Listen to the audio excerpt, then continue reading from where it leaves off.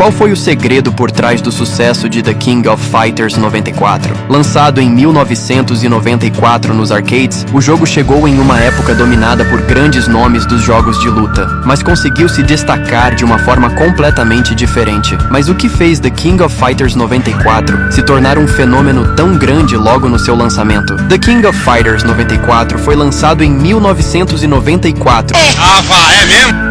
Pela SNK, e desde o início já mostrava que não queria seguir o padrão tradicional dos jogos de luta da época, porque trouxe uma ideia totalmente inovadora, que era o sistema de equipes de 3 lutadores, algo que mudava completamente a dinâmica das partidas. Ao invés de escolher apenas um personagem, o jogador montava um time com 3 lutadores e precisava derrotar toda a equipe adversária, o que adicionava estratégia, variedade e uma nova camada de profundidade ao jogo. Outro ponto que chamou muita atenção foi o elenco, que reunia personagens de diferentes franquias da SNK, criando uma espécie de crossover que era extremamente atrativo para os fãs, trazendo nomes conhecidos e estilos variados dentro do mesmo jogo. Além disso, o jogo apresentava uma jogabilidade rápida e técnica, com comandos que exigiam habilidade, mas que ao mesmo tempo eram recompensadores, criando um equilíbrio entre desafio e diversão. A apresentação também ajudava muito, com cenários inspirados em diferentes países, trilha sonora marcante e uma identidade visual forte que diferenciava o jogo dos concorrentes. E claro, o multiplayer teve um papel fundamental, já que disputar contra outros jogadores nos arcades criava rivalidades e momentos intensos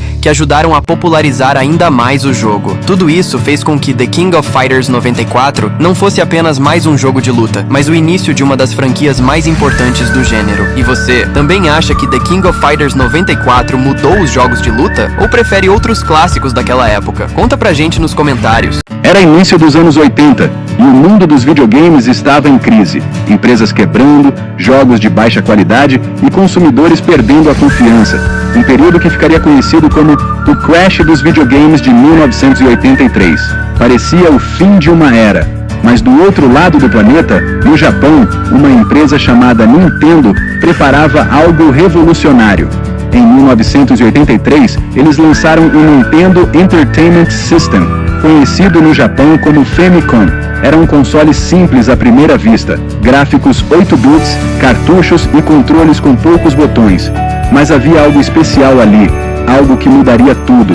A Nintendo sabia que não bastava lançar mais um videogame, eles precisavam reconquistar a confiança das pessoas. Então, quando decidiram levar o console para os Estados Unidos, em 1985, fizeram algo ousado. Evitaram até usar a palavra videogame. O NES foi vendido quase como um brinquedo eletrônico avançado. E não veio sozinho. Dentro da caixa, junto com o console, vinha um jogo que se tornaria lendário: Super Mario Bros.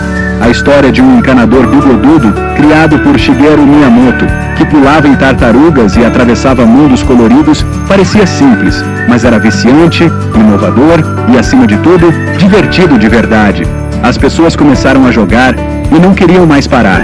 Logo, o NES não era apenas um console, era um fenômeno. Jogos como The Legend of Zelda introduziram mundos abertos e exploração, enquanto Metroid trouxe uma atmosfera sombria e misteriosa que ninguém esperava. Mas talvez o segredo mais genial da Nintendo estivesse nos bastidores: o selo de qualidade Nintendo. Depois do caos de 1983, a empresa passou a controlar rigorosamente quais jogos poderiam ser lançados no sistema. Isso garantiu um padrão alto e ajudou a reconstruir a confiança do público. Resultado, o NES não só salvou a Nintendo, ele ajudou a salvar toda a indústria dos videogames. Nos anos seguintes, milhões de crianças e adultos ao redor do mundo cresceram soprando cartuchos, tentando passar fases impossíveis e discutindo segredos escondidos nos jogos. E tudo começou com aquele pequeno console 8 bits, que ousou surgir quando ninguém mais acreditava. Até hoje, o legado do NES vive, não apenas como um videogame, mas como o renascimento de uma indústria inteira. Era início dos anos 2000, e os celulares ainda eram simples, com telas pequenas e teclas duras. Ninguém imaginava que eles se tornariam consoles de bolso. Mas então veio um joguinho que mudaria tudo: Snake. No início, parecia bobo. Uma cobrinha que crescia ao comer pontinhos.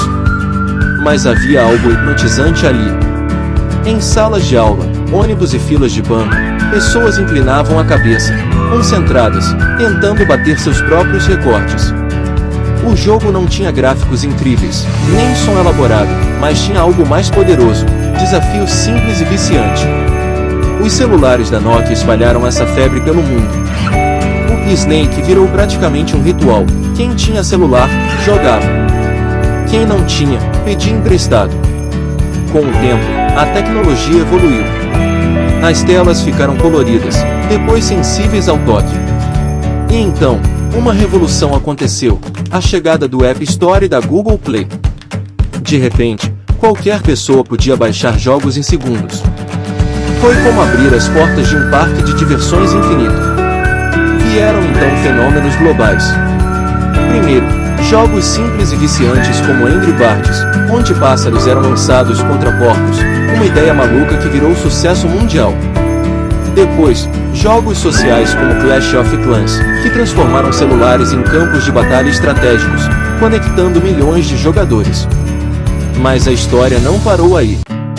Com o avanço da internet móvel, nasceu uma nova geração: jogos competitivos, rápidos e intensos. Foi nesse cenário que surgiu Brawl Stars, desenvolvido pela Supercell.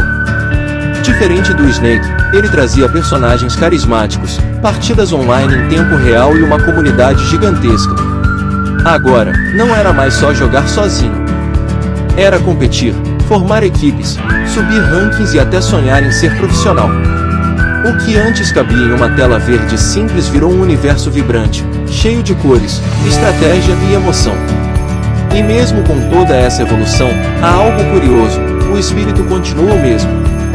Aquela vontade de só mais uma partida nasceu lá atrás, com uma cobrinha pixelada. E até hoje, ela nunca foi embora. Você já ouviu falar do maior mito urbano dos videogames? Por décadas diziam que a Atari enterrou milhões de jogos no deserto. Tudo começou em 1982, com o lançamento apressado de ET. O jogo foi um fracasso tão grande que quase destruiu a indústria. Para limpar o estoque, a Atari enviou caminhões para o Novo México e cobriu tudo com concreto. Muitos achavam que era apenas uma lenda. Mas em 2014, arqueólogos cavaram o local e provaram: o lixo era real. Eles encontraram milhares de jogos preservados sob a areia. Hoje, esses cartuchos são itens de colecionador e um lembrete físico de como a história dos games é cheia de surpresas enterradas. Você já ouviu falar do maior mito urbano dos videogames? Por décadas diziam que a Atari enterrou milhões de jogos no deserto. Tudo começou em 1982, com o lançamento apressado de ET. O jogo foi um fracasso tão grande que quase destruiu a indústria. Para limpar o estoque, a Atari enviou caminhões para o Novo México e cobriu tudo com concreto. Muitos achavam que era apenas uma lenda. Mas em 2014, arqueólogos cavaram o local e provaram: o lixo era real. Eles encontraram milhares de jogos preservados sob a areia. Hoje, esses cartuchos são itens de colecionador e um lembrete físico de como a história dos games é cheia de surpresas enterradas.